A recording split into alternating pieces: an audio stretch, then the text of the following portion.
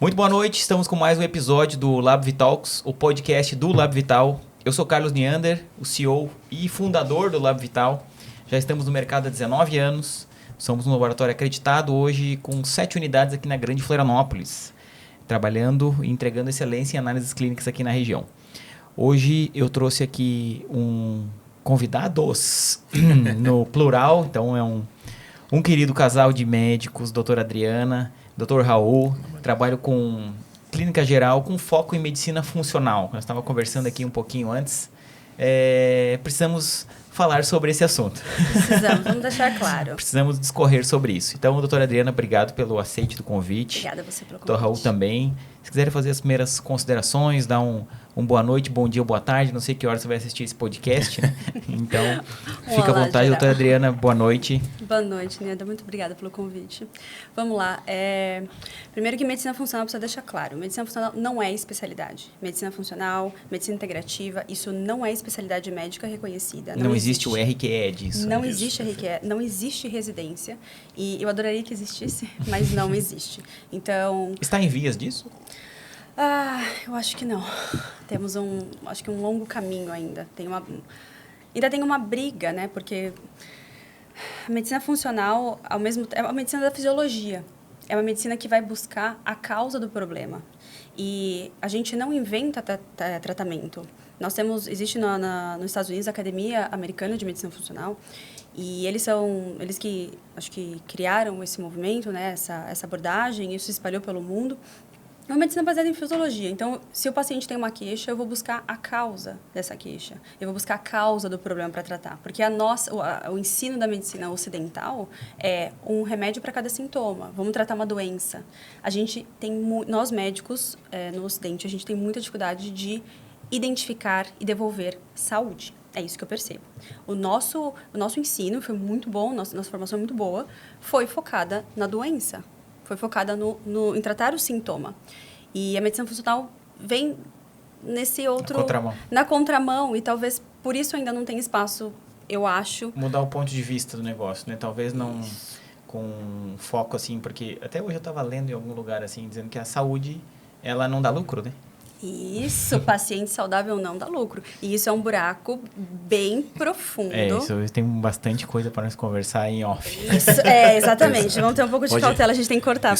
Pode mandar no direct que a gente conversa bastante sobre isso. Tanto que isso, assim, hoje, atualmente é meio redundante, né? Mas, assim, a gente vê que é o caminho, porque as pessoas não têm que buscar um médico só quando tá ruim.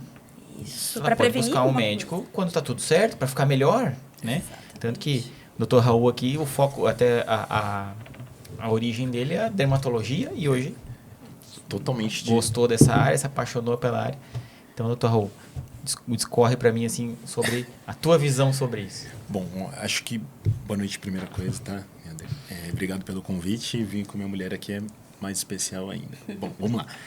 Seguinte, eu acho uma coisa muito interessante, que uma das coisas que eu converso bastante também com os pacientes é exatamente sobre isso. A gente, como médico, a gente não foi treinado a tratar pessoas doentes. Ao contrário, tratar pessoas saudáveis. Então, a gente sempre chega ali, uma pessoa doente na nossa frente, é assim que a gente aprendeu a lidar. E a partir desse momento, a gente aprende o que eu vou fazer, qual remédio eu vou fazer, qual vai ser o melhor tratamento para esse cara, o que vai ser o melhor. E não o contrário. Agora, chega um paciente saudável para mim, querendo melhorar a qualidade de vida dele. A gente fica de mãos atadas. Com a nossa formação, a gente fica sem saber o que fazer. E qual é a resposta? Seus exames estão dentro do valor de referência. Tá tudo bem. Está escrito aqui, isso aí é um assunto que eu gosto também. E aí sempre exatamente vem um questionamento. Doutor, mas o que é o mais saudável para mim? O que será que seria o melhor? E dentro da nossa formação dos 6 anos, ou qualquer residência médica que você faça, não vai se aprender sobre isso. Não vai ter nenhuma matéria sobre isso. Lidar com uma pessoa saudável. Então, dentro da medicina funcional ou medicina integrativa, né, tem vários nomes para a mesma abordagem do paciente, a gente está lidando muitas e muitas vezes com pessoas saudáveis. Então, acho que é uma coisa um pouco diferente, tá? Claro que vai ter também pessoas com várias queixas, vários problemas de saúde. Doenças instaladas. E aí, exatamente como a Adriana falou, é uma abordagem diferente. Vamos buscar a causa e não simplesmente toma um remédio para silenciar os seus sintomas. Não é Varrer dessa pra baixo forma. do tapete e o problema aumentar, né? Também Tá? Então, acho que são dois aspectos que são um pouco diferentes. Então, lidar com pacientes saudáveis, que a medicina tradicional... Manda o paciente embora. Não, cara, tu não tem Convencional. nada, vai embora, né? Só que é uma demanda muito Isso é uma conduta. recente. Tu não tem nada, vai embora, Tá tudo né? bem, tá tudo bem. Ou ainda, se fosse isso até que quase tudo bem. Às vezes não, você está inventando, é coisa da sua cabeça. Vai pro terapeuta. Psicológico. Quantos pacientes falaram isso, né? São encaminhados para o psicólogo por conta disso. Só que isso que você falou é interessante porque é uma demanda, a gente não pode negar essa demanda. Hoje, o paciente tem acesso a muita informação. Ele sabe que ele pode, de alguma forma, melhorar a velhice dele, ele pode prolongar a vida dele, aumentar a longevidade dele de alguma forma. E ele busca isso. Então, o paciente olha, sei lá, com 30, 40 anos, olha os pais, nossa, já não conseguem levantar da privada sozinhos, já perdeu um pouco de dignidade, autonomia, e fala, eu não quero ficar assim.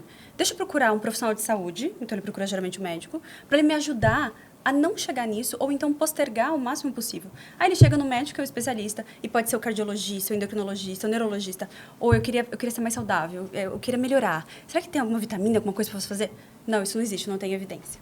E aí, uma porta fechada na cara. Aqui não é o teu lugar, tu volta só quando Volta tiver ruim. quando você estiver ruim, Isso, quando você estiver doente. Mas, cara, eu nunca tinha parado pra pensar agora, conversando com vocês aqui, eu tô vendo, falei, realmente, porque, ó, na faculdade, né? Eu sou farmacêutico de formação. A gente não atende, geralmente não atende a pessoa na farmácia lá, saudável. Ela tá indo comprar um remédio porque passou no médico Porque e tinha um aconteceu problema, alguma coisa. né? Então, e realmente, ó, a gente trabalha na faculdade. Onde é que vive? Dentro do hospital, o médico. Só vê coisa ruim. Ninguém tá bem lá dentro, né? Aonde que tu vai tratar a pessoa bem? Onde é que tu vai ver qual é o, digamos assim, o estado zero, o estado bom, né? Tu não sabe nem qual é o bom, então. Não sabe. Só sabe ruim. Não tem o parâmetro. E tem que ser no consultório médico, do nutricionista, do fisioterapeuta, do educador físico. Eu acho que os profissionais, eles têm que se juntar, porque nós sozinhos, a gente faz pouco, tá? Eu sempre falo assim, o médico sozinho para trabalhar é complicado, porque eu preciso de uma boa nutricionista comigo. Todas as condições de saúde, não importa quais sejam. Eu preciso de uma nutricionista. É interessante que eu tenha, porque a alimentação influencia em todas as condições de saúde. O educador físico, como eu vou falar de longevidade, como eu vou falar de autonomia, como eu vou falar de disposição, se esse paciente não faz musculação e não tem massa muscular, para proteger inclusive o osso dele de uma possível osteoporose. Entende? Então, a gente precisa juntar todos esses profissionais para realmente olhar o paciente como um todo e falar, olha, aqui é o seu lugar de buscar a saúde. É aqui. É no consultório médico, é no nutricionista. Geralmente, o paciente procura quando ele quer emagrecer. E é muito mais do que isso. Então, vem com esse nome, eu acho, talvez, né? Integrativa, porque junta muitas áreas, só que eu gosto muito mais da ideia de funcional e preventiva. Eu acho que vale um pouquinho mais nesse assunto, exatamente por essa história de tratar a pessoa que muitas vezes nem doente, tá? E a visão integral do negócio, né? O que ele come, integrativo. como que ele dorme, qual é o hábito dele, o que ele pensa, né? Isso. Cara, isso é é um assunto tão legal, tão assim envolvente, que inclusive agora eu fiquei sabendo agora há pouco que foi onde vocês conheceram, né? Foi o nosso ponto em comum, assim, muito forte, porque... O propósito é tão forte que chegou a unir vocês. Chegou. E assim, aqui curiosidade, a gente se conheceu no Tinder, tá? Estrelinha azul. Ele me deu uma estrelinha azul no Tinder. E assim, um dos primeiros assuntos foi isso, porque se é uma pessoa que antes de conhecer, se eu sou uma pessoa que antes de conhecer Sara eu já nego, não ia dar jogo, assim. Então, é um plus a gente trabalhar juntos, isso é muito interessante, a gente discute os casos dos pacientes em casa, a gente fala de medicina o tempo todo, a gente gosta realmente, não é uma coisa que, né, que desgasta, Vive, cansa. A gente mais. vive, a gente respira, a gente faz tudo aquilo que a gente faz nos nossos pacientes, a gente faz na gente, não é da boca para fora. Então, acho que isso traz uma verdade, assim, que faz a gente dormir tranquilo. Eu acho que isso não tem preço, de verdade. Com certeza. Inclusive, até tem uma situação que vocês me trouxeram, que vocês, vira e mexe, atendem também pessoas, casais juntos. E aí, esse dia eu fiquei pensando, falei, mas o que eu vou perguntar para ele sobre casal? Daí eu falei, tem tudo a ver, porque assim, às vezes, um dos dois procura. E a gente vive isso, a gente conversa sobre isso, então isso retroalimenta. E aí o cara vai lá na doutora Adriana, A moça vai lá, doutora, eu tô com isso, aquilo. Não, nós vamos revitalizar. Na outra consulta ela vem empolgadíssima. Mas meu marido continua lá, sem fazer nada. Isso cria um ruído, né, no relacionamento. O Raul que trouxe, que percebeu essa demanda. Isso foi em uma das minhas pós-graduações, né, com um médico bem conhecido, ele se chama Ítalo Rachid. Ele trouxe a ideia de um paciente antigo que ele tinha atendido. E eu lembro muito disso, isso ficou muito na minha cabeça. Então ele colocou lá como era um dos primeiros pacientes dele, que ele atendeu, e ele tinha uma primeira foto, ele fora sobrepeso, nessa primeira foto ele começou a fazer os atendimentos e a mulher não fazia atendimento, não seguia consulta, né? E depois de um período, na próxima foto, se eu não me engano, assim, 2 anos, um tempo depois, ele voltou em consulta, o casal tinha separado, ele já tinha melhorado, tinha perdido peso, seguindo um outro estilo de vida, mas afastou o casal. E eu fiquei com isso na minha cabeça, eu lembro sempre disso. E aí foi quando eu conversei com ela, depois a gente trazendo as ideias de como que a gente poderia, sei lá, às vezes facilitar ou melhorar essa abordagem, porque não é a ideia. A ideia é facilitar as coisas. Então, de vez em quando, ela separa os meus suplementos, a gente vai buscar uma refeição. Imagina se todas as vezes eu quero comer hambúrguer, ou fora da dieta, não sigo nada, e ela está seguindo bonitinho. Já aqui vai ter um problema. Às vezes, eu falo isso de vez em quando na internet, às vezes não com 5 meses, às vezes não com 1 ano, às vezes com 5, 10 anos. Esse ruído vai atrapalhar em algum momento. É comportamental, né? E são todas as áreas, assim, porque não a gente não coloca o corpo em caixinhas. Então, assim, o cardiologista olha só o coração. A gente não fala só do sono. É tudo, assim, saúde leva em conta tudo. Então, é o exercício físico, a forma como você dorme, se você fica mexendo no celular, se você fica vendo televisão até meia-noite, se você fuma, se você bebe com frequência, como que está o seu estado mental. Então, assim, um deles, começa a fazer terapia, por exemplo, e começa a trabalhar questões, começa a ficar melhor. O outro ainda tem aquelas dificuldades. Isso vai criar um ruído.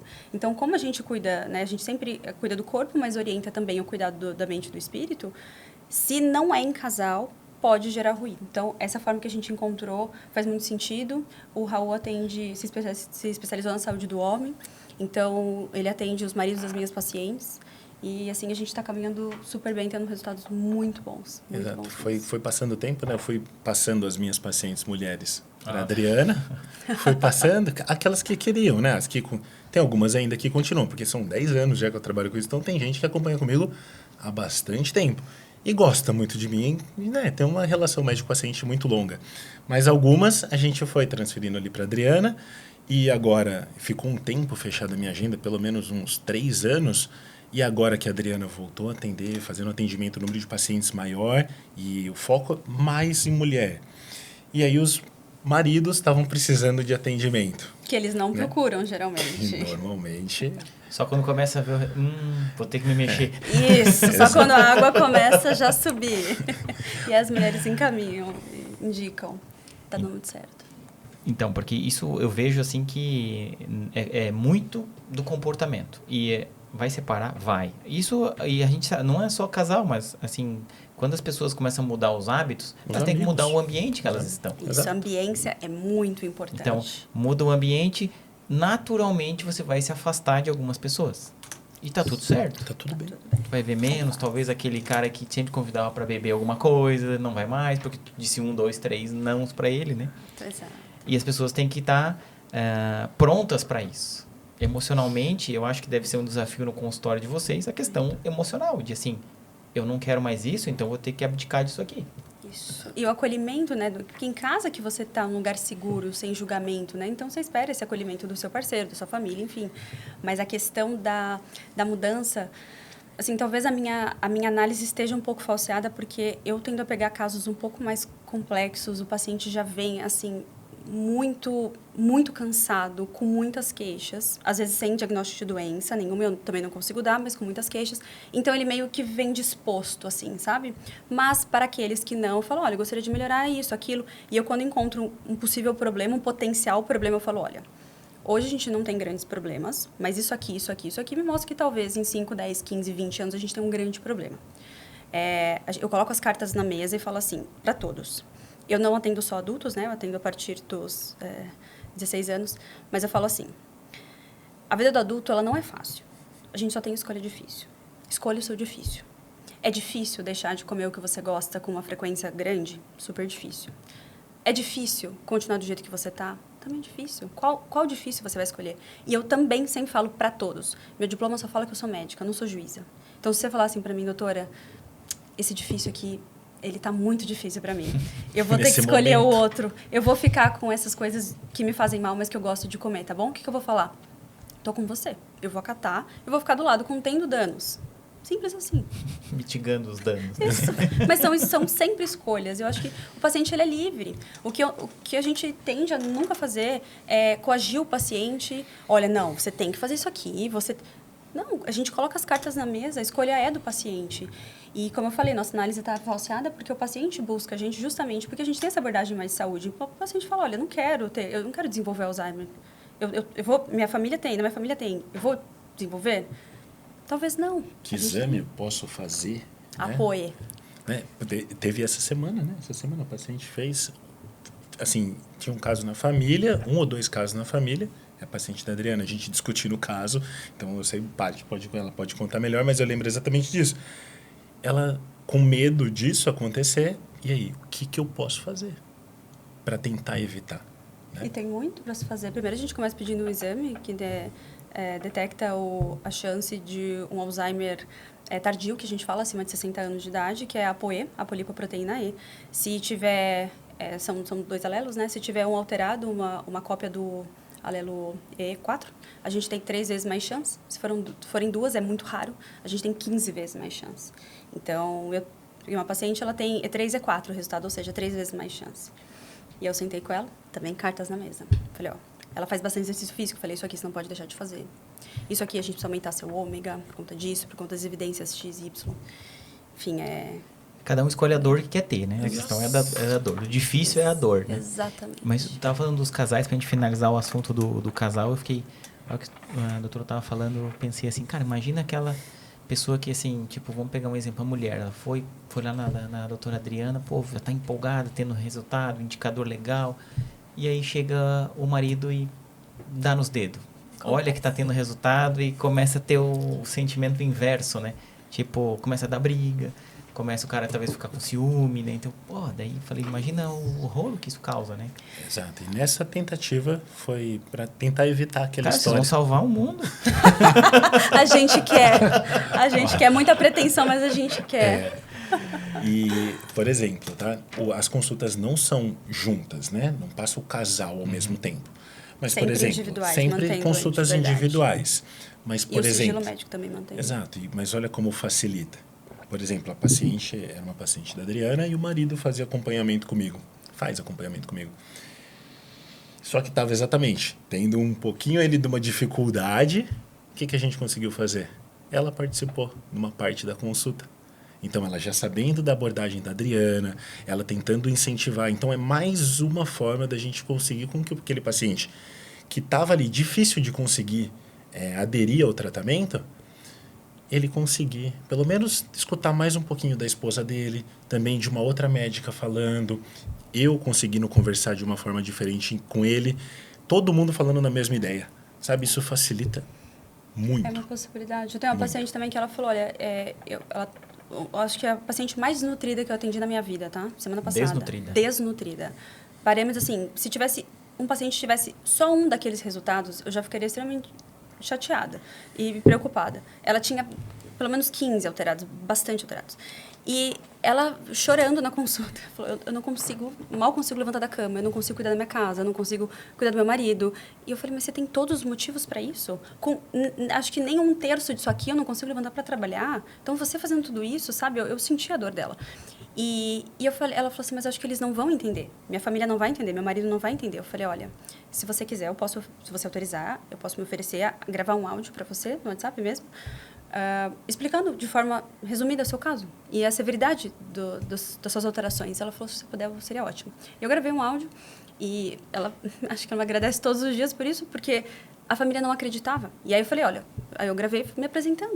Meu nome é Adriana, eu sou médico, atendi ela hoje. Eu encontrei isso. Isso aqui significa que ela pode ter isso. Então, sabe, eu precisei dessa conduta. E o marido o que fez? Marcou consulta comigo. Então, aí pensando nesse caso, eu me pergunto aqui, né, assim, por que as pessoas demorou tanto para procurar uma consulta, né? Mas ainda bem que te achou. Mas... Você acha que esse é o detalhe? Acho que ela procurou vários lugares, vários médicos, vários. Mas o detalhe é que ela não fechava critério para nenhuma doença. Então ela não tinha uma anemia grave, ela não tinha nem anemia, né? É isso. Então não tinha um diagnóstico. Então, CID. Um CID. Não conseguiram encaixar ela em nenhuma caixinha. Então... Isso. A grande maioria dos nossos pacientes, eu não consigo... eles não preenchem as lacunas dos critérios diagnósticos. E essa é até uma briga assim, que tem, e me incomoda. Eu não queria que tivesse essa briga na área da medicina, mas tem. Que é, vocês ficam inventando doença, ficam inventando problemas, são apenas sintomas do mundo moderno. Eu vi um grande endocrinologista falando isso, tá? Aparentemente um dos melhores do Brasil. Vocês ficam, são sintomas do mundo moderno. Cansaço, baixa libido, baixa concentração. Isso não é uma doença de verdade. E está tudo certo o médico se especializar em doenças apenas. Porque se eu como eu sou clínica, se eu tenho uma alteração importante, uma doença importante, eu preciso encaminhar para o especialista. Eu tenho, por exemplo, uma paciente que ela tem hipoparatireoidismo primário, uma doença que eu falei, sem endocrinologista do lado, eu não vou cuidar de você, tá? Porque ela já ficou internada, já entrou em coma, enfim. Então, a doença... ela é algo extremamente importante. A gente precisa de especialistas para cuidar. Só que existe o outro lado da grande maioria das pessoas, que são disfunções. São queixas inespecíficas ou, às vezes, específicas, só que não tem um CID, entende? E isso gera tanto sofrimento. E eu vejo, talvez eu sinta até um pouco mais, porque essa foi a história da minha vida. Então, uma infância extremamente saudável. E a partir de um certo momento eu comecei a desenvolver vários sintomas inespecíficos. De repente, com 18 anos, um diagnóstico de asma tardio. De repente, uma insônia. De repente, síndrome do intestino irritável. E foi indo somando um monte de coisa. Até que meu padrasto olhou e falou, meu Deus, você é tão jovem e você tem tanta coisa. E naquele dia... Tá carregando tanto fardo já. O que tá acontecendo? E aí, de repente, um remédio para ansiedade, de repente, um remédio para depressão, de repente, uma compulsão alimentar. E, de repente, eu tinha, assim, um leque de coisas que não me davam nenhum carimbo na testa. Eu não tinha nenhum carimbo da testa com o CID, uma doença. Só que a última coisa que eu tinha era qualidade de vida, disposição, bem-estar, saúde. Eu não tinha alegria de viver. E isso pega em mim. Então, quando o paciente está com sintomas do mundo moderno, dói em mim e é problema meu, e eu vou atrás para tentar resolver, achar a causa. Talvez eu não consiga, mas eu vou tentar, porque eu vou valorizar essa queixa, sem ficar procurando pelo em ovo. Então, você está com baixa libido porque te falta testosterona. Pelo amor de Deus, isso é muito simplista. É muito simplista. Não é isso que a gente faz, sabe? Porque senão a gente vai ter problema. Isso um leigo faz, né? Exato, exatamente. É só colocar no Google. Nem precisa, né? Google. Qualquer rios aí vai dizer já, isso aí. É verdade, né? Mas não precisa mais de Google. É só rodar aqui o telefone. Inteligência e olha, artificial. só o finalzinho dessa história que a Adri tá contando, aquilo que a parte que a gente se conheceu, só para finalizar nesse assunto. A gente gosta do assunto casal, né? A gente... Ué, não é todos vocês estão juntos aqui. Há muitos anos. Quando ela estava fazendo essas consultas que ela contou, ela estava indo numa médica para fazer uma investigação de um quadro de uma intolerância à lactose, ou uma intolerância ou uma sensibilidade à proteína do leite. O que você está vendo aqui? Glúten também. Do glúten também. E aí, só que eu já trabalhava com isso há bastante tempo. Já sabia que ela não ia se encaixar em nenhuma caixinha. Já sabia que não ia ter um diagnóstico fechado. Seu amor, hein? Viu? Eu sabia de tudo. Era pra ser. E eu fui na consulta com ela ainda. Logo nos primeiros meses, assim, a gente saindo juntos. Verdade. E eu já tava assim, já... Ela, não, seus exames são negativos, você não tem normais, nada. Você não tem nada, lá. Mas eu tenho a sensação que eu tenho tudo. Daí então... o Raul pensou assim, me dei bem. Exato. Vem comigo. Vem. Eu vou cuidar de você. E foi isso, ele mostrou o norte, né, o caminho. Foi bem legal. Então, isso é uma coisa que, assim, quando a doutora falou, não consegui colocar em nenhuma caixinha, talvez, assim, é um pouquinho de sintoma de cada um, só que tu soma tudo isso, dá um um grande transtorno. problema.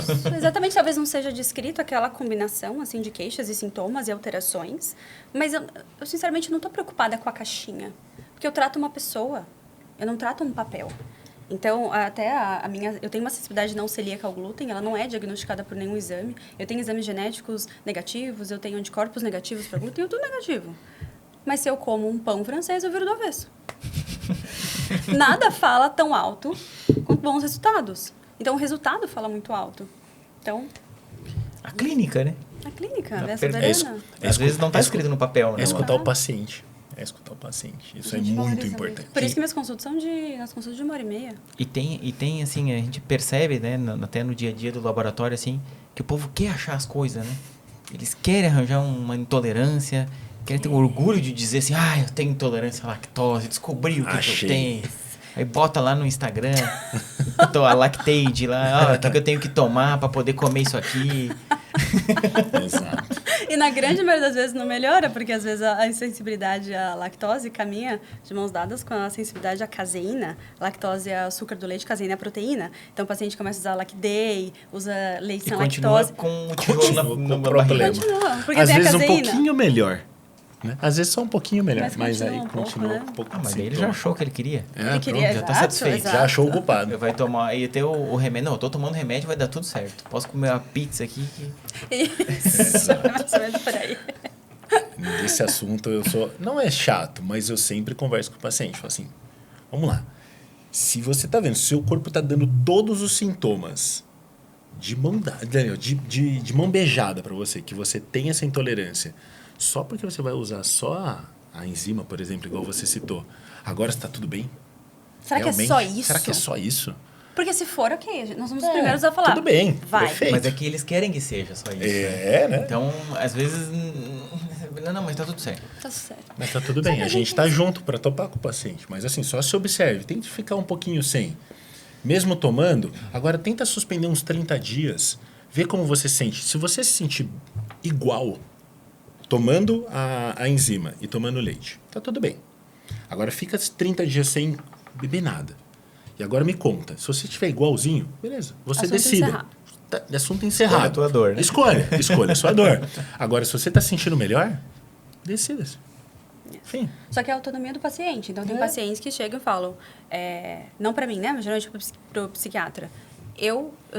Fecha o critério de ansiedade e depressão, por exemplo. E ele só quer o remédio. Ele não quer fazer o resto. Mexer no terreno biológico para talvez resolver esse transtorno no futuro. Não, não tenho tempo para isso, não tenho interesse, só me dá um remédio é mais fácil para mim. E está tudo bem. Nós respeitamos a autonomia do paciente. Nós não julgamos. É que esse paciente provavelmente não vai cair no nosso consultório. Porque para dar um remédio embora, não é o trabalho que a gente faz. Mas se você quiser, tudo bem. Só dói meu coração um pouquinho de fazer esse trabalho, mas ok. Escolha a tua dor. Escolha a tua dor, exato. Quer atender. Exatamente. Mas vou puxar um gancho aqui daquele caso ali da moça que vocês falaram que ela estava... A doutora atendeu que estava desnutrida e não estava nem com anemia. E aí, isso aí tem tudo a ver lá com a gente lá no laboratório, né? Por quê? Porque, às vezes, eu tenho o histórico do paciente lá no nosso laboratório, tem 4, 5, 6 dosagens antigas lá, eu olho isso aqui, ainda é normal, mas já é preocupante, né? Aí, para nós, aquele número se torna, digamos, crítico. Por exemplo, eu gosto de usar um exemplo que eu fiz uma vez. O meu número de leucócitos, eu sei porque eu faço exame de 3 em 3 meses, eu sei os meus valores de referência. Eu acho que esse é o ponto, né? Cada um tem que ter o seu valor de referência. E eu sempre tive 4.500, 5.000, 5.500. Aí teve um dia que eu tava meio ruim, eu falei, cara, vou fazer meu hemograma. Deu 10.000. Eu tô o dobro. Meu corpo tá diferente. Tá acontecendo alguma coisa. Né? Então, tá acontecendo, mas tá dentro do valor de referência. Porque lá até 11.000 ainda se aceita, né? Então, quando a gente tira uma foto, né? Uma foto do paciente, para vocês deve ser assim, Se eu fosse médico, eu falei, cara, eu preciso de mais resultados, só isso aqui não dá. Isso, por isso que uma consulta eu não consigo atender em 5, 10 minutos. Uma consulta de 1h30, porque aquilo é uma fotografia realmente no tempo, como você falou. Eu tirei uma amostra de sangue em um momento da vida do paciente. Realmente, será que eu posso colocar todos os carimbos nesse paciente só com esse resultado? Uma camada ali, né? É uma coisa tão taxativa? Não, eu preciso de uma consulta, eu preciso de muita investigação, até porque aqueles valores, sem conversar com o paciente, aqueles valores podem ser ótimos ou ruins. Depende muito, né? Depende muito do que o paciente me conta. Então, assim, eu sempre explico para o paciente, eu pergunto, você sabe o que é o valor de referência de um exame? Não sei. Eu falo, por favor, me dê 30 segundos. Eu explico rapidamente que é uma análise populacional. A gente pega um monte de gente que não tem diagnóstico de doença. Que às vezes não é nem da nossa região. Não é Exato. O pessoal não sabe disso, né? A evidência do leite, feito com escandinavos. Não, tá vendo? Leite não é inflamatório. Não estamos dizendo que tá? Mas a população é a população que mais bebe leite no mundo. Será que o resultado vai ser igualzinho ao nosso? Não vai, né? Exato. Os valores de referência, geralmente de hematologia, eles vêm de livros americanos. Então, é uma outra população. É uma outra população. Então, eu faço uma análise populacional, pego um monte de gente que não tem o diagnóstico de nenhuma doença, não quer dizer que eles tenham saúde, coloco num gráfico, vai surgir uma curva de Gauss, eu pego 95% e falo, pronto, pessoal, isso é o valor de referência. Só que quando eu faço isso, surgem duas perguntas. Primeiro, paciente na minha frente, será que ele não faz parte dos 5% que precisa de um valor mais baixo ou mais alto para ser saudável? Porque eu só peguei 95%. E o principal, todas as pessoas que eu estou comparando com o meu paciente na minha frente, essas pessoas realmente têm muita disposição, bem-estar, energia, qualidade de vida, ou eu só não tenho o diagnóstico de uma doença? Será que é isso? Porque eu tenho pacientes que chegaram para mim com 26 queixas. 26 queixas. Paciente jovem. E eu não consegui dar nenhum diagnóstico de doença. Esses pacientes não preenchiam as lacunas dos critérios diagnósticos. Então, quando eu olho apenas o valor de referência, eu estou comparando o meu paciente com esse tipo de paciente, que tem tudo que esse meu paciente não quer ter. Entende? O valor de referência é uma coisa... É um pouco limitada, assim, né? Pensando em qualidade de vida. Muito limitada. E, por exemplo, teve um paciente essa semana que a gente atendeu, estava 1,2 o nível de ferritina dele. E não tinha anemia. E a Adriana tem um videozinho na internet que fala exatamente sobre isso. Eu adoro os vídeos da Adriana. Inclusive, pessoal, muito boa. Sigam, depois a gente vai botar o Instagram dela. Tem vídeos que são uma aula. Exato. Inclusive, tem algumas, eu falei, meu Deus, Adriana, isso aqui o povo não vai entender nada. Calma. Vou mandar um direct pra ela, falei, Adriana, calma, isso aí, nem não, eu tô entendendo. Tem que simplificar um pouco mais, né? Eu entendo um pouco de bioquímica, mas eu não tô também tá difícil pra mim. Vou dar uma simplificada, vou me esforçar. Mas só pra você imaginar, simplificar o ponto de uma colega minha, ela é médica, formada comigo, super querida, super estudiosa. Inteligentíssima. Ela fez graduação na minha faculdade, fez especialização na USP, fora do Brasil, mora fora do Brasil, tem sei lá quantos anos de clínica médica. A Adriana falando sobre ferritina, e ela falou assim, mas ela não tem anemia. Eu fiquei assim... E assim, como são leigos que vão ver, a ferritina, ela é o nosso estoque de ferro. Só que a anemia, nós damos o diagnóstico de anemia quando a hemoglobina, o valor lá no exame de vocês, a hemoglobina, está abaixo, dependendo do valor de ser homem, mulher, idade, mas em geral abaixo de 11 ou 12. Só que não são sinônimos, são conceitos intercambiáveis. E essa paciente que foi a mais desnutrida que eu vi, eu vi certinho assim, a ferritina dela. O valor de referência, dependendo do laboratório, pode variar de 10 a 300. Ou seja, cabe...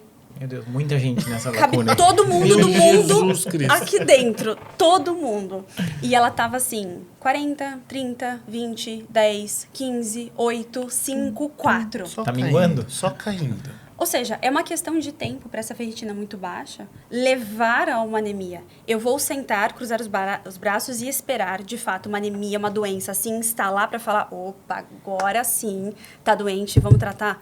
De jeito nenhum. E isso é uma coisa que eu não aprendi na faculdade de forma clara, assim, eu pelo menos não me lembro. E eu lembro que eu prestava atenção nas aulas de hematologia. E eu não tive esse conhecimento de que isso poderia levar. Então, eu não fui ensinada a pedir ferritina, por exemplo. Era só ou ferro sérico, que, assim, tem pouco valor, porque o ferro ele oxida, né? Então, você sabe muito... Não vou chover uma olhada que sabe muito mais do que eu. E a hemoglobina. E a ferritina. E aí essa paciente com um monte de queixa. Queixas semelhantes à anemia de fato. Só que aí a gente está olhando o HB. Não, a hemoglobina tá boa. Não, tem que olhar a ferritina, por isso que ela tem queixa, eu preciso tratar isso aqui. E muitas vezes não é com ferro oral, é ferro na veia. É porque tá acontecendo, assim, a ferritina tá sustentando aquela hemoglobina. Isso.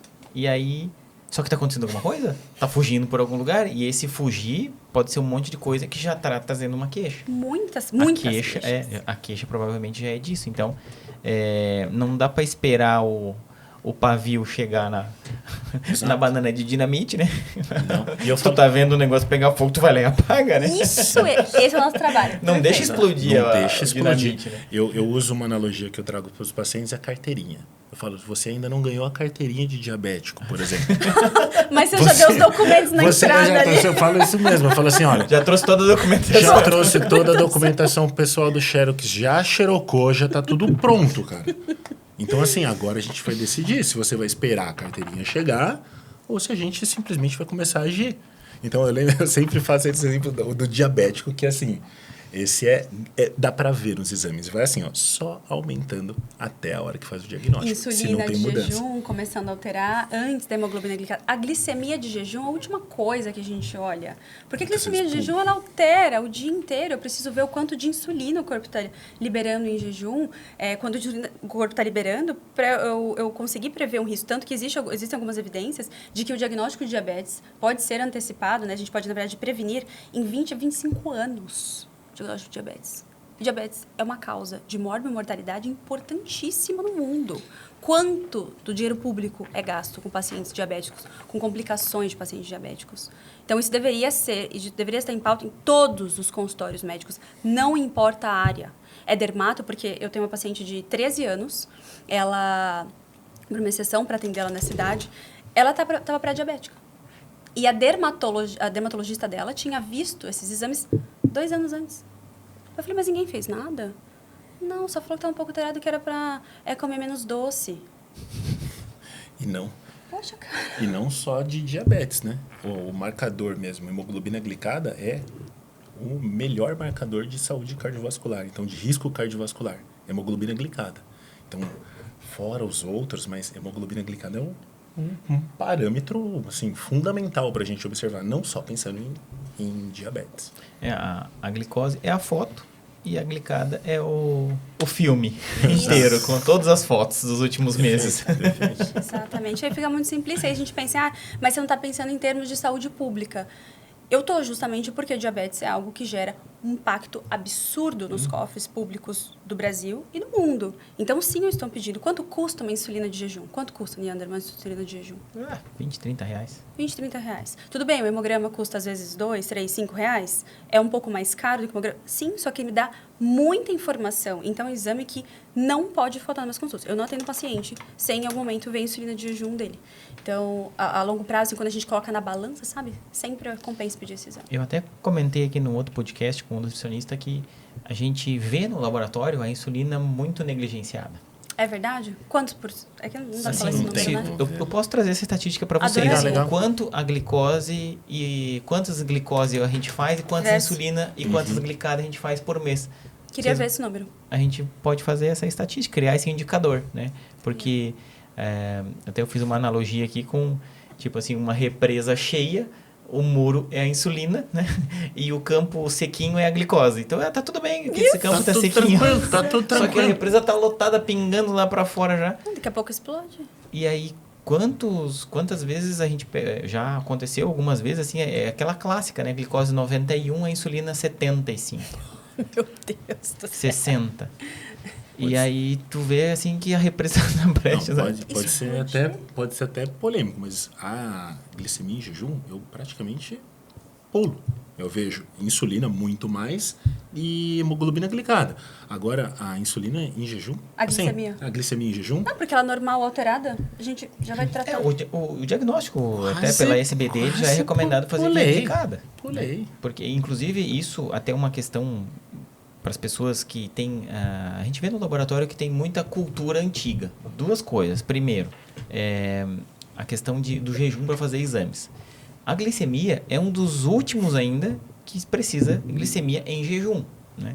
Então, se ela não tem jejum, ela pode ser coletada sem jejum. Toma o café normal. O triglicerídeos já, desde de 2016, que teve uma revisão dos valores de referência, existe valor de referência sem jejum. Existe com jejum e sem jejum.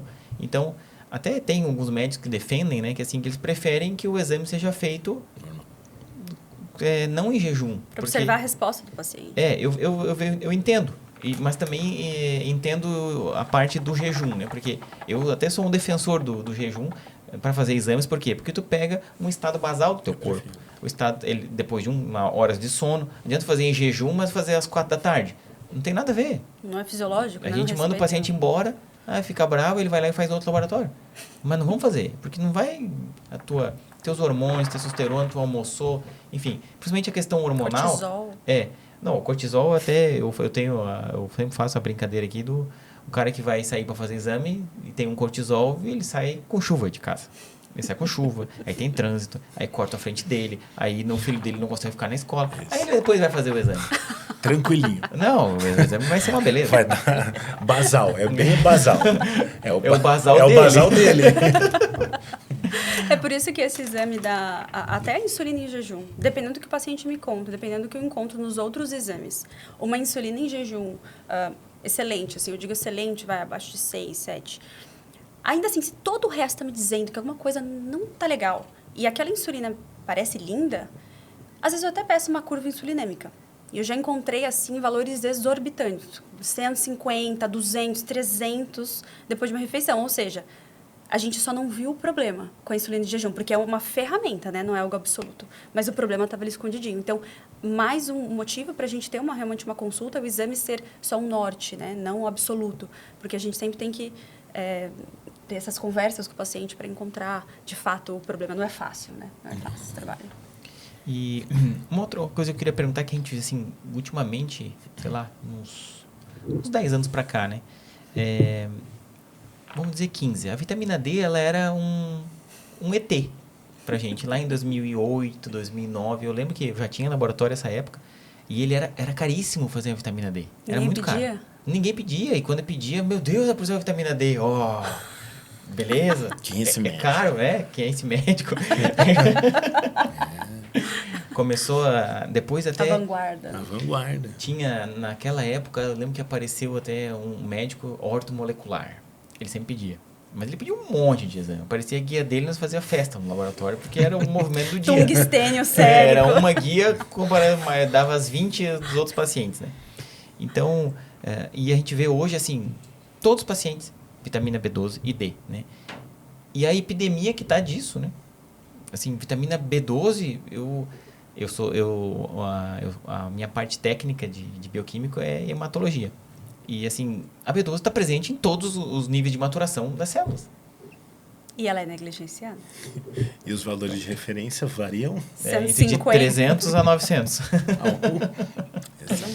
Então, eu queria que vocês fizessem uma opinião de vocês, uma abordagem sobre essa questão dessas vitaminas. Se vocês estão vendo isso no consultório, realmente o povo... Talvez, acho que até a questão dos alimentos, eles estão ficando mais xoxos, assim, né? De vitaminas, o povo está comendo mal. Teve uma outra questão que eu vi uma pessoa falando sobre a pobreza do nosso solo. Que ele não está mais produzindo alimentos com tantos nutrientes quanto há 20, 30 anos atrás. E a gente, é o que tem para nós, né, cara? A vitamina D, assim, a gente está numa epidemia de hipovitaminose, né, de vitamina D. Estima-se que na época das cavernas a gente tinha uma vitamina D no sangue em torno de 300. E o valor de referência hoje é acima de 20, tá ok. Antes era 30, né? E a Sociedade Brasileira de Endócrino, se eu não estiver enganada, ela reduziu um pouco esse parâmetro, porque percebeu que muita gente está com Vamos baixar. Vamos fazer o pessoal ficar melhor no vitamina D, vamos baixar. Isso, aí... Mas você entra quase na história da curva de Gauss. A população aumentou a deficiência, foi para os níveis mais baixos. Mas o problema é que a sociedade colocou como esse o novo padrão. Então, abaixo de 20. né? Então, Isso, pensando talvez em saúde pública, né? Quando a gente fala em saúde pública, eu não consigo olhar para cada paciente, ver o que ele precisa, ver. Então, a gente precisa de diretrizes, a gente precisa de parâmetros gerais, tá tudo bem. Mas olhando o paciente individualmente, a gente está vendo, sim, uma redução muito grande. É muito difícil encontrar um paciente com vitamina D em níveis acima de 30, 40 naturalmente, tá? E eu fui numa reunião clínica em que apresentaram o guideline mundial da vitamina D. Então, a gente precisa ou não suplementar a vitamina D. E assim, eu até critiquei no meu Instagram, tem um destaque chamado vitamina D. Eu critiquei o guideline. Quem sou eu? Desculpa, eu não sou ninguém, mas eu peguei e li. Eu sou uma pessoa que eu peguei e eu li na íntegra cada linha. E eu encontrei ali, tinha, assim, limitação 1, limitação 2 do estudo. Tinha 10 limitações, se não me engano.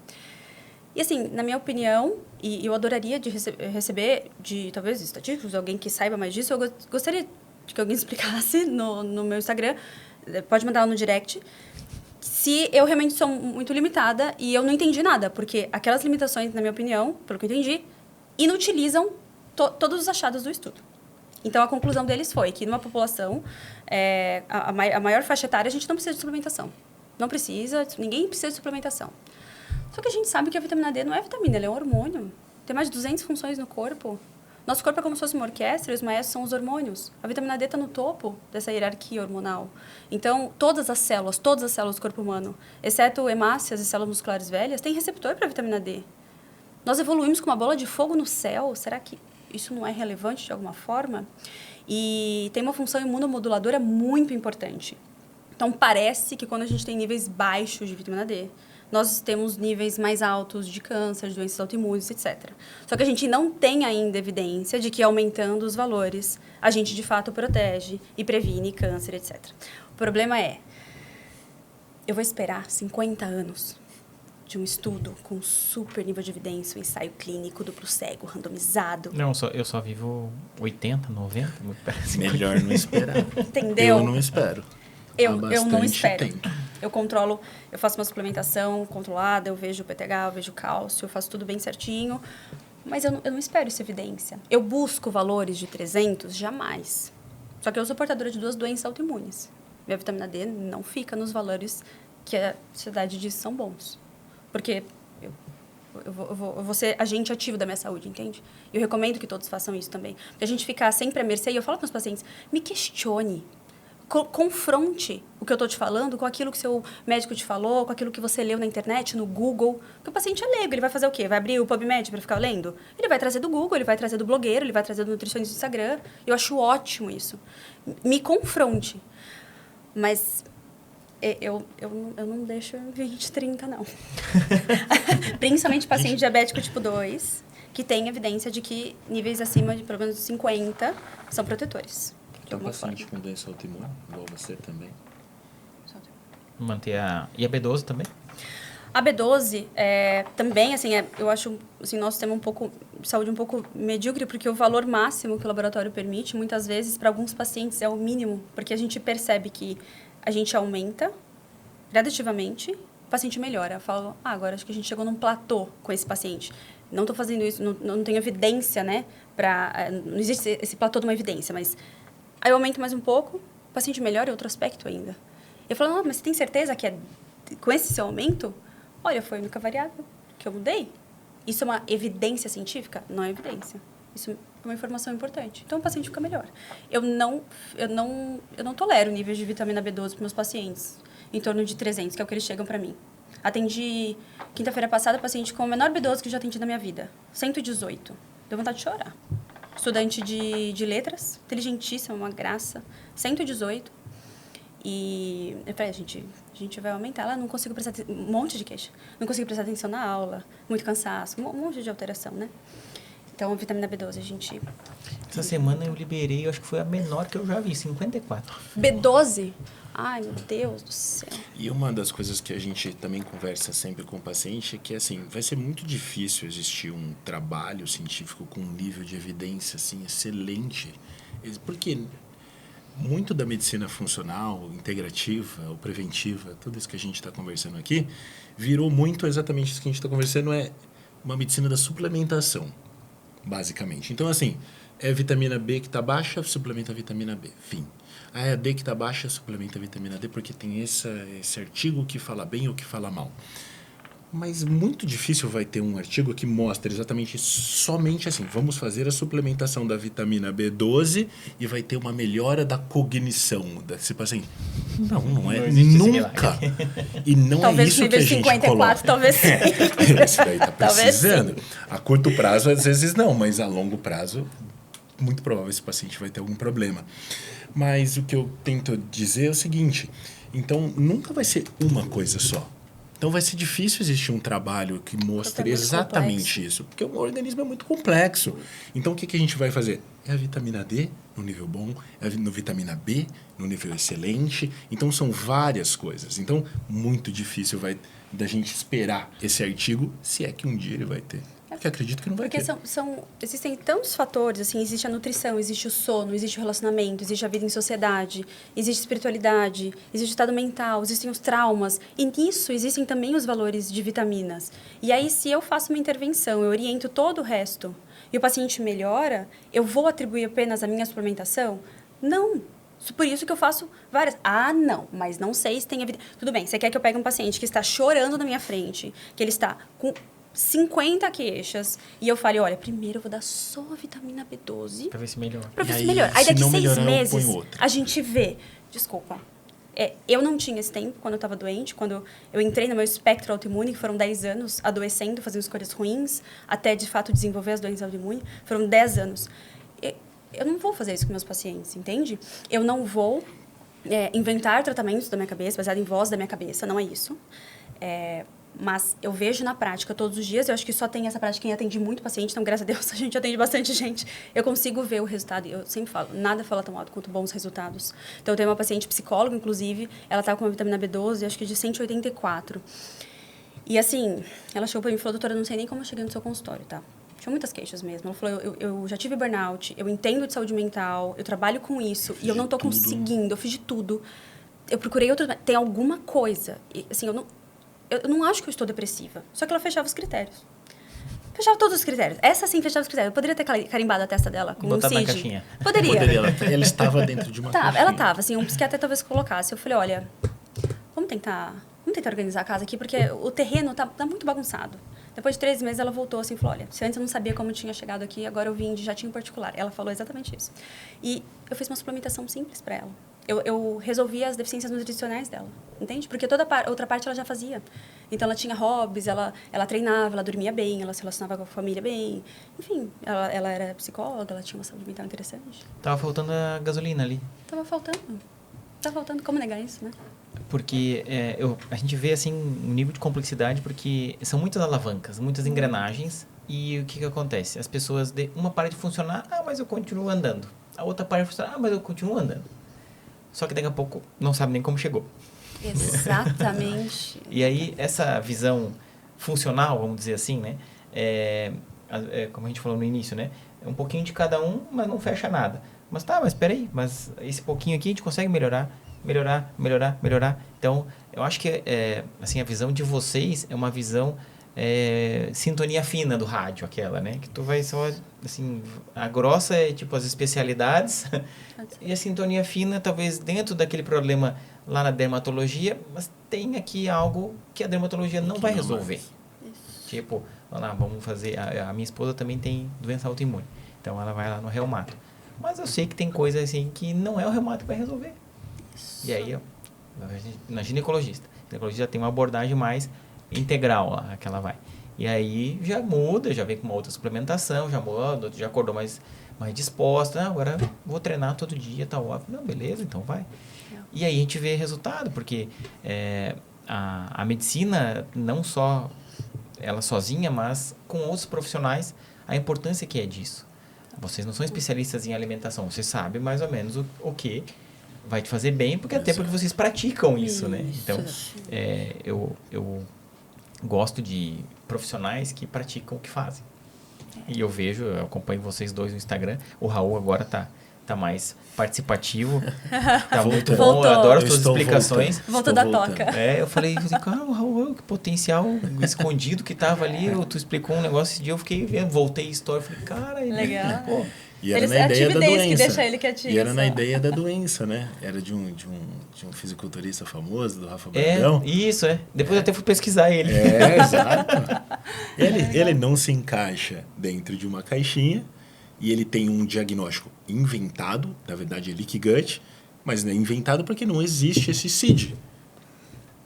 Então, ele só, na verdade, não é inventado. Ainda não foi. Não inventaram Não ainda foi um CID. Não foi categorizado. categorizado. O leak gut é descrito. É super descrito, só que ele monte de colocou literatura sobre por isso, isso. né, dentro do Instagram dele, aberto, né, e choveu de gente falando mal. Choveu de gente falando mal. Assim, sabe, por simplesmente desconhecimento. E eu tento trazer exatamente isso, sabe? Uma explicação um pouco mais simples, tá? Falando exatamente da forma que eu gostaria de escutar. Então, dessa forma que eu converso, inclusive, com os pacientes. Tá, às vezes em cima de um exemplo, às vezes em cima de uma história de alguma pessoa que eu conheço, ou minha história, história da minha mulher, história da minha família. Por quê? Porque a gente vive isso. Uma das coisas, a gente estava mexendo eu tenho um livro de nutrição, apesar de não saber, não sou nutricionista, não sei prescrever e calcular a dieta de ninguém, mas não sei fazer isso. Nem mas podemos, eu sei, pelo nosso conselho, né? mas eu sei orientar. Olha, igual para o paciente diabético, vamos diminuir o carboidrato de índice glicêmico alto, vamos mudar para isso aqui. Se você quiser, a gente sempre faz isso. Pode passar meu telefone para o seu nutricionista. Não vou interferir na ideia dele. Ou, se você quiser, manda isso que eu mandei para você de alguma ideia que eu estou tendo para ele fazer. Vê se encaixa. Para discutir o caso. Para né? discutir o caso. Né? Que muita gente fazia isso sempre no hospital, na faculdade. Discussão de caso clínico. Então, Sempre devia ter. não com Na outras... liga, né? Nas ligas. Na liga. Então, sempre A tinha gente isso. tem que trazer isso, Sabe, né? tem que trazer isso. consultório. E dentro eu termino, na minha consulta tem toda a prescrição e no final eu deixo algumas orientações para o paciente. Em todas. Tem orientação de alimentação, orientações sobre alimentação, não dieta, né? E orientação sobre treinamento. E os dois estão lá, como os dois principais remédios que ele tem na prescrição. Todos os pacientes. E o livro da foda só. Aquele livro de nutrição. Ah, o livro de nutrição. Você imaginar, eu fui vegetariano durante 15 anos e minha irmã também teve uma doença de pele muito importante, muito grave, durante um período de tempo muito longo e a gente tratou simplesmente com alimentação há muitos e muitos anos. A gente pegou um livro, lá eu tenho não sei, Conjuntinho, um conjuntinho de livro, de 4 livros, de 1992. Vendo uma caixinha assim, os quadros dentro da caixinha. Não, e olha, tudo que a gente fala hoje sobre nutrição, assim são coisas impressionantes. E outras a gente nem tem conhecimento, assim, de falar, nossa, impressionante. mas... É impressionante. Então, assim, não é um conhecimento novo. Não, isso aqui já é... É aquela máxima, né? A gente, às vezes, sabe o que fazer, sabe o que tem que fazer, né? O paciente, ele sabe o que ele tem que fazer. Na Só maioria que das vezes. Vocês, muitas vezes, são até o próprio coach do... Cara, vamos, toca, né? Vamos. Mas na maioria das vezes, tá? Eu até me surpreende, assim, o número de pacientes que chegam e falam, não, doutor, eu sei que eu não tenho que fazer isso, eu sei que eu não tenho que fazer X, eu tenho que fazer Y. Eu falo, mas quem disse sem fazer Y? Não, você me fala sem fazer Y, por exemplo.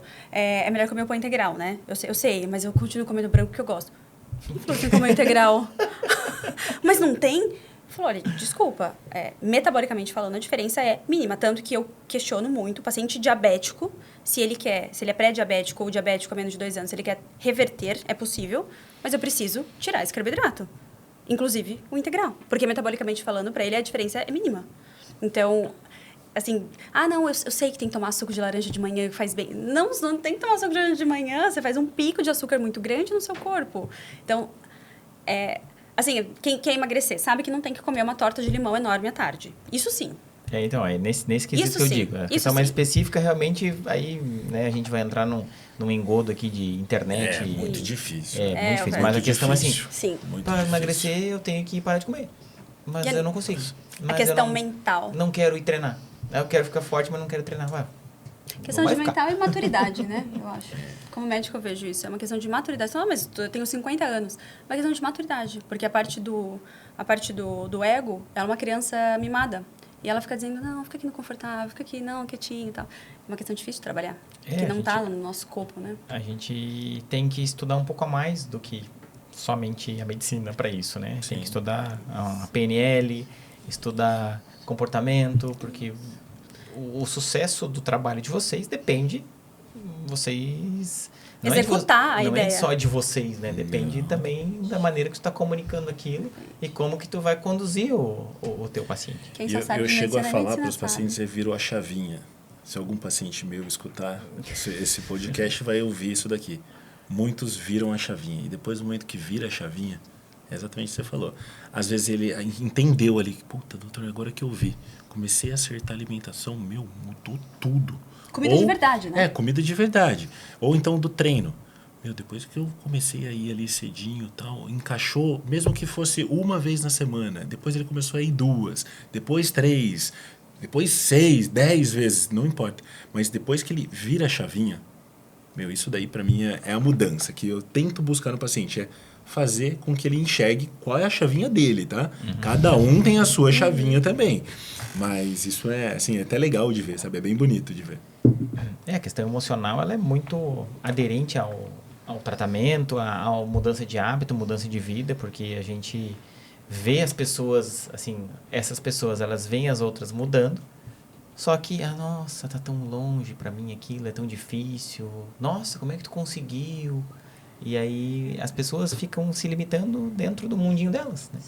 Eu frequentemente encaminho para terapia. Ou psicanálise, ou psicólogo, TCC. Eu acredito, porque eu vejo, assim, eu transito mais no mundo empresarial e os donos de empresas, eles pensam assim, eles mesmos se limitam.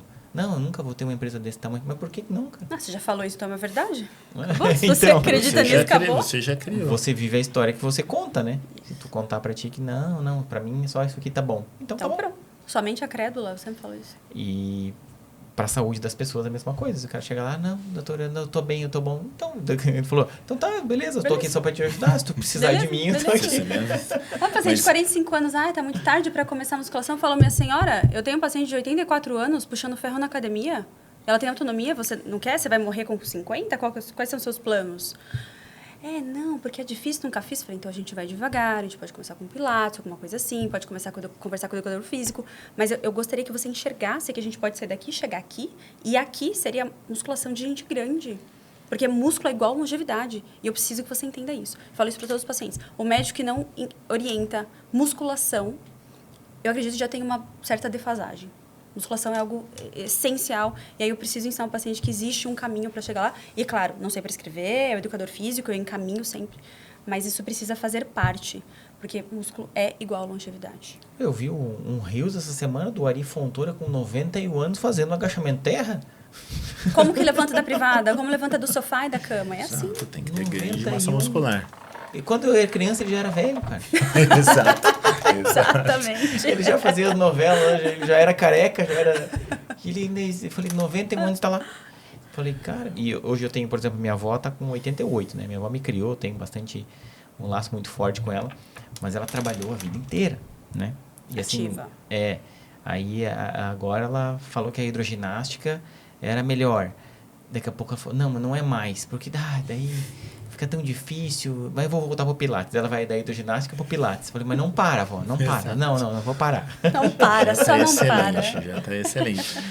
Que uma das coisas que eu também converso bastante sobre isso é que tudo na nossa vida a gente vai perder um pouco de desempenho, sabe? De tudo, desde raciocínio, capacidade de oratória, de tudo.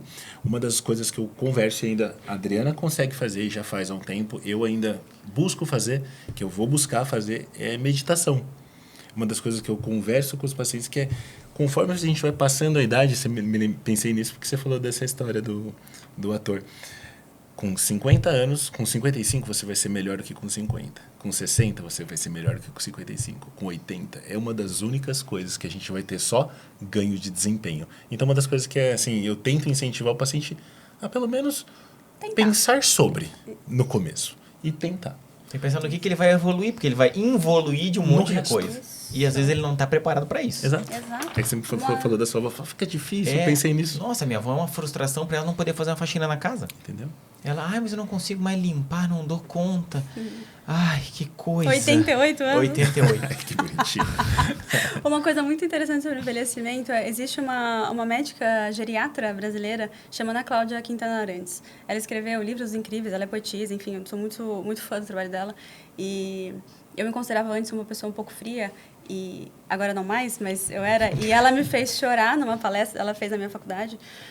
E ela fez uma analogia muito interessante. Assim, a velhice é como se fosse uma viagem para o deserto. Todos nós vamos fazer essa viagem. Quando a gente nasce, só tem uma certeza. A gente vai fazer essa viagem, a não ser que tenha alguma tragédia, a gente não viaje, né? A gente morra antes. Todos vamos fazer essa viagem. Você já sabe como é o deserto. Então, é seco, é quente pra caramba durante o dia, é super frio à noite, é difícil conseguir comida, é difícil conseguir água, e tem sol, e não tem sombra. Você já sabe que vai ser assim. Aí a pessoa chega lá na viagem, nossa, que calor, nossa, tô queimado, à noite que frio.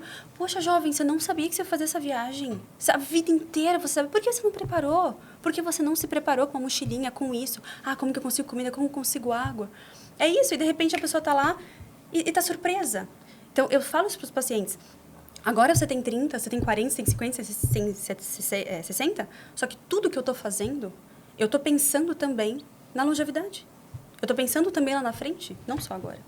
Eu gostei muito dessa analogia dela. E esse é um papel fundamental, acho, dentro do médico que pensa em medicina. Não só essa prevenção, é exatamente pensar em longevidade.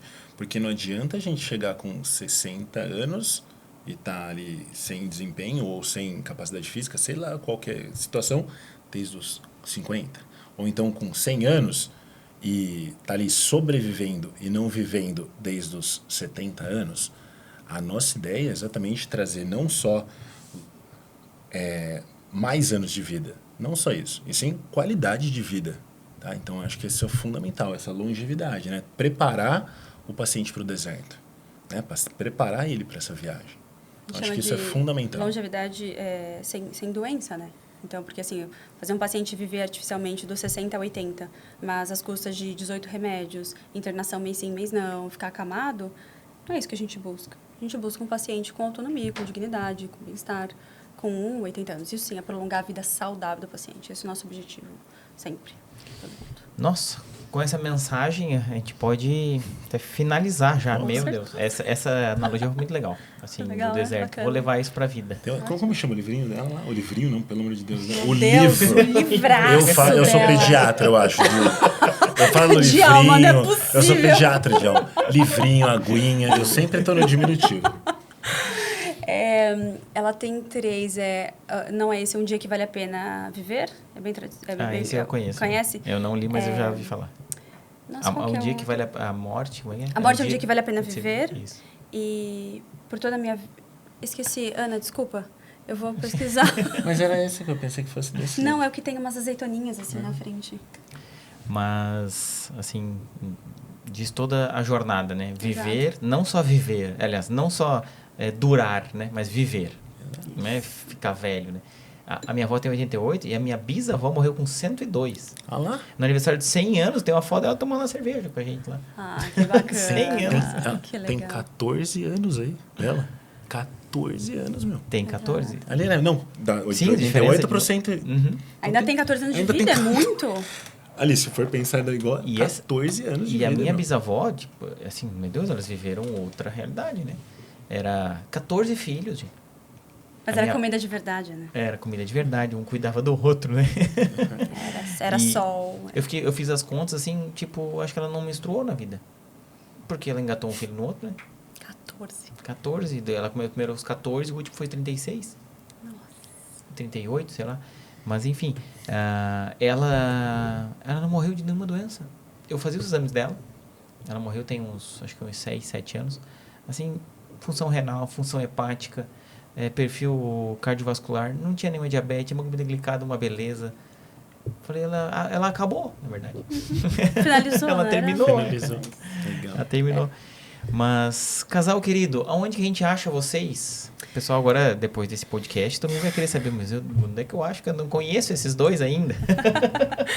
Nosso Instagram. A Adriana tá sempre no Instagram e o meu Instagram agora vai ter uma mudança agora, tá? Que eu vou trazer exatamente um pouco de tudo aquilo que você consegue fazer por você mesmo. Você como gestor da sua saúde.